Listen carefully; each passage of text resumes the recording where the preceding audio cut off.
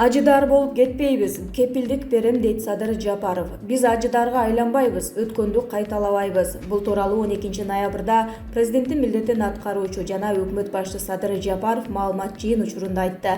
Жыйында журналисттер тарабынан Жапаровго ажоолор ажыдарга айланып кетет деген икая бар. Сиз ажыдарга айланбайсызбы деген суроо узатылды. Биз ажыдарга айланбайбыз, буга мен кепилдик бере алам. Биз өткөндөрдөн сабак алышыбыз керек, өткөн каталарды кайталабайбыз деп жооп берди Жапаров.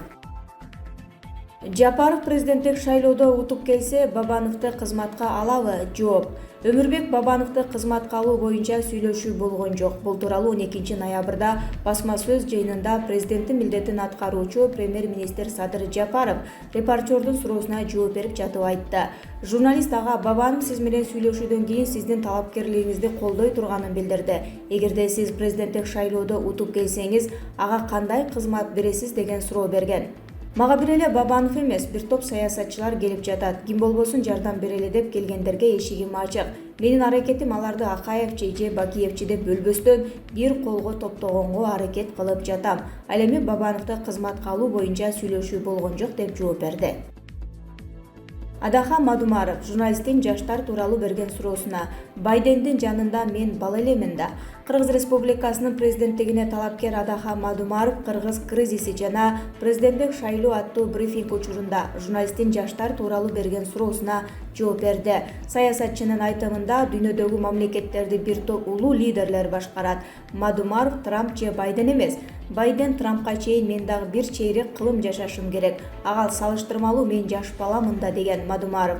Белгилей кетсек, Адахан Мадумаров 55 жашта болсо, АКШнын жаңы шайланган президенти Джо Байден 77 жашта.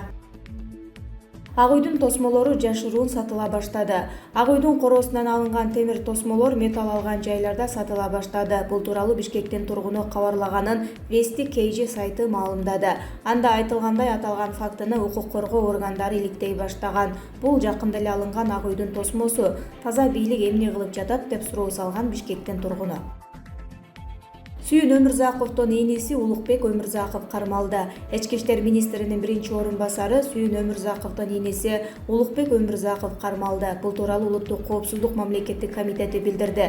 Мекеменин басма сөз кызматы тараткан билдирүүдө Ош областык прокуратурасынын прокурору Улукбек Өмүрзаковдун кармалышына Канназар Ыдырысовдун кайрылуусу себеп болгон. Канназар Ыдырысов Садыр Жапаровдун 3 ноябрдагы эл менен жолугушуусунда Өмүрзаковдор акчалуу кишилерден үлүш тартып алганын айтып, бул маселени чечүүнү суранган. Ведомстволор аралык тергөө тобунун иликтөөсүнөн кийин Улукбек Өмүрзаковдун Ыдырысовго тиешелүү кенди рейдерлик жол менен басып алганы аныкталган жана бул ишке катышы бар деп дагы 3 адам кармалган. Учурда тергөө жүрүп жатканы айтылат. Камчыбек Ташиев Абылгазиевди да кармайбы? Бишкекте кыргыз өкмөтүнүн аппаратынын мурдагы башчысы Самат Кылжиев жыштык чырына байланыштуу кармалган. Бул тууралуу УКМКнын маалымат кызматы билдирди.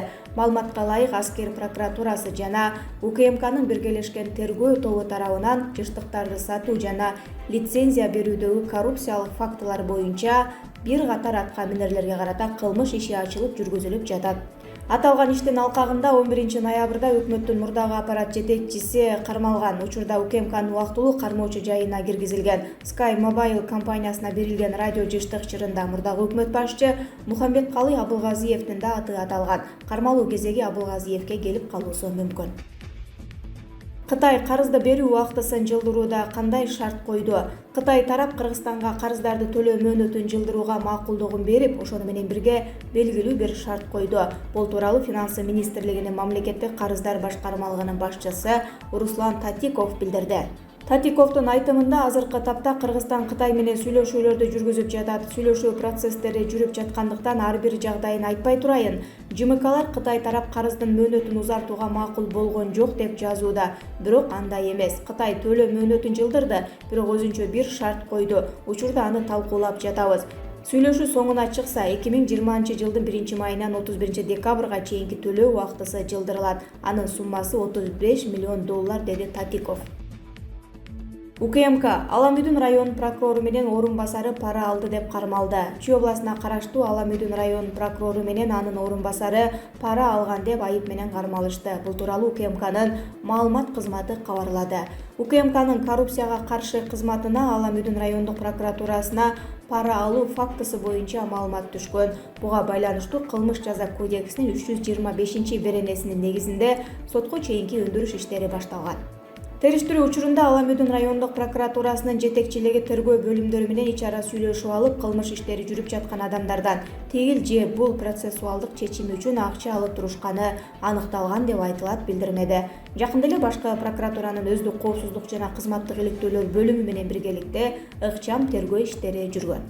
Анда Аламүдүн районунун СЭ аттуу прокурору менен МАС аттуу орун басары карамалган. Маалымат кызматынан колго түшүрүлгөндөр УКМКнын убактылуу кармоочу жайына киргизилгенин кошумчалашты. Эрте кубануудасыңар. Бекешев шайлоо босогосун төмөндөтүү боюнча түшүндүрмө берди. Шайлоо күрөсү менен босого балдын төмөндөшүнө эрте кубануудасыңар. Бул тууралуу депутат Дастан Бекешев Садыр Жапаровдун президенти жана жогорку кеңештин депутаттарын шайлоо жөнүндө конституциялык мыйзамга өзгөртүүлөрдү киргизүү тууралуу мыйзамга кол койгону боюнча түшүндүрмө берди. Бекешевдин түшүндүрмөсү Facebook'тагы баракчасына жарыяланды. Бирок ал конституциялык реформаны эске алуу менен ушул өзгөртүүлөрдүн кереги барбы деген суроону коет. Албетте, бул бийликке бир нече жолу коюлган жаш партиялардын талаптары, акыркы коюлган талаптар аткарылды. Бирок конституциялык реформаны эске алганда ушул өзгөртүүлөр керекпи?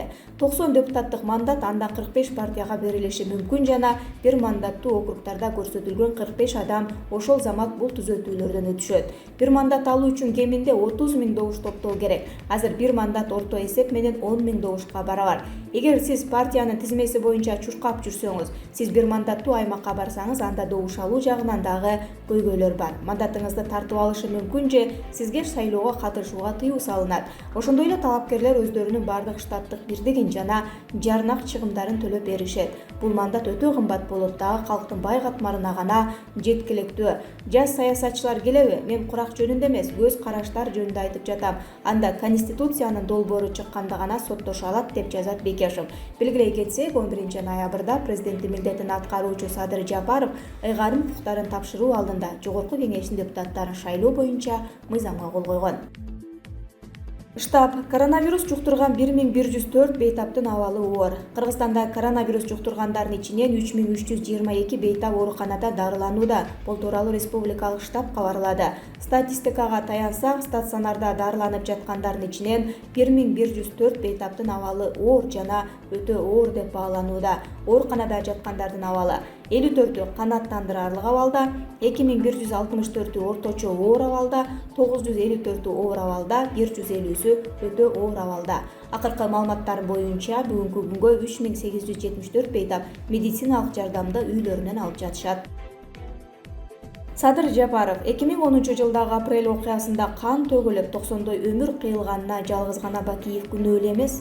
Мурдагы президент Курманбек Бакиевди Кыргызстанга алып келүү боюнча иш уланат. Бул тууралуу 12 ноябрда басма сөз жыйынында президенттин милдетин аткаруучу өкмөт башчы Садыр Жапаров азаттыктын суроосуна жооп берип жатып айтты.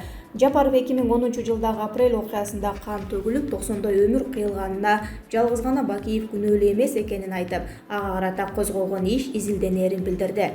2010 жылкы окуя боюнча жалаң эле Бакиевдер күнөөлүү эмес, башкалар да күнөөлүү болуп калат. Эгер чындап адилеттүүлүк менен териштирсек, ал кылмыш ишине жете элекпиз, баарын кайрадан көтөрүп чыгып, каратып изилдетишибиз керек. Бакиевди экстрадациялоо боюнча иш уланарын айтып, Жапаров бул маселеге азырынча жете элек экенин кошумчалады.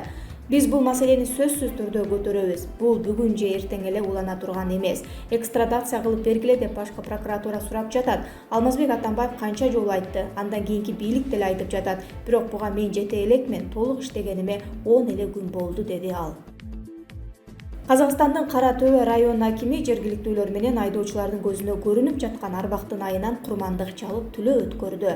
Коңшу өлкөнүн Кара Төбө районундагы Хан Көл айылынын тургундары алар жашаган аймакта белгисиз аялдын арбагы пайда болгонун айтышууда. Бул тууралуу казак маалымат булактары жазып чыгышты. Чачы ачык түстөгү аял чоң жолдун боюнда жүрөт. Андан аялдар гана эмес, айдоочулар да коркуп жатышат деп жазылган социалдык тармактарга. Ал эми район башчысы Талап Казиев жергиликтүүлөр менен курмандык чалып түлөө өткөргөндөрүн билдирди. Жергиликтүүлөрдүн айтымында жүк ташуучу унаа келе жаткан маалда белгисиз аял жолдо жүргөн. Унаа андан качып келе жатып башка унаа менен сүзүшүп кала жаздаган. Бирок мен деле дайыма ушул жол менен жүрөм. Андай нерсени көргөн эмесмин. Жергиликтүүлөр ишенип жана коркуп калышыптыр. Буга байланыштуу тиешелүү ырым-жырымдарды жасадык. Ал эми интернетке жүргөн видео чынбы же монтаждалганбы азырынча белгисиз деп билдирген Казиев.